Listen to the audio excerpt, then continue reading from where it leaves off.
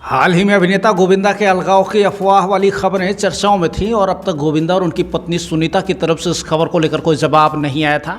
लेकिन गोविंदा की भांजी आरती के बाद अब भांजे विनय आनंद ने चुप्पी तोड़ी है। क्या कहा विनय ने इस खबर में, सुनिए। और गोविंदा और सुनीता के अलगाव की अफवाहों पर भांजे विनय आनंद ने हालिया दिए एक इंटरव्यू में कहा कि वे दोनों बड़े और समझदार हैं, वे अपने फैसले ले सकते हैं, बाकी ऐसा कुछ होगा मुझे लगता नहीं है। गोविंदा के भांजे विनय भोजपुरी फिल्मों में बतौर एक्टर अभी भी एक्टिव हैं और वो तमाम फिल्मों में काम कर चुके हैं। आरती ने मामा गोविंदा के तलाक की खबरों को गलत बताया है। वो कहती हैं कि कई सालों में उन्होंने बहुत मजबूत और प्यारा रिश्ता बनाया है, ऐसे में वो तलाक कैसे ले सकते हैं। मुझे नहीं पता है कि लोगों को ऐसी अफवाहें कहाँ से मिलती हैं, ये सरासर गलत है।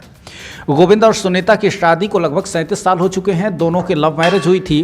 गोविंदा और सुनीता के 2 बच्चे हैं, एक बेटी टीना और एक बेटा यशवर्धन। टीना फिल्मों में अभिनय कर चुकी हैं और यश फिल्मों में आने की तैयारी में है।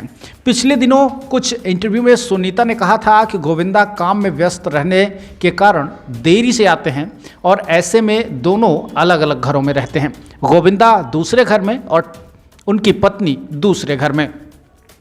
ऐसा इसलिए किया जाता है ताकि दोनों के रूटीन में किसी तरह का कोई डिस्टरबेंस ना हो। कुल मिलाकर देखा ये जाए तो गोविंदा और सुनीता की शादी टूटने की अफवाहों को लेकर मीडिया बहुत सतर्क रहती है और एक्टिव ही रहती है।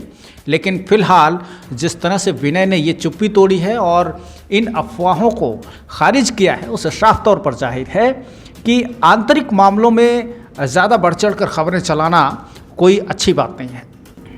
इस तरह के समाचार और वीडियोस पाते रहने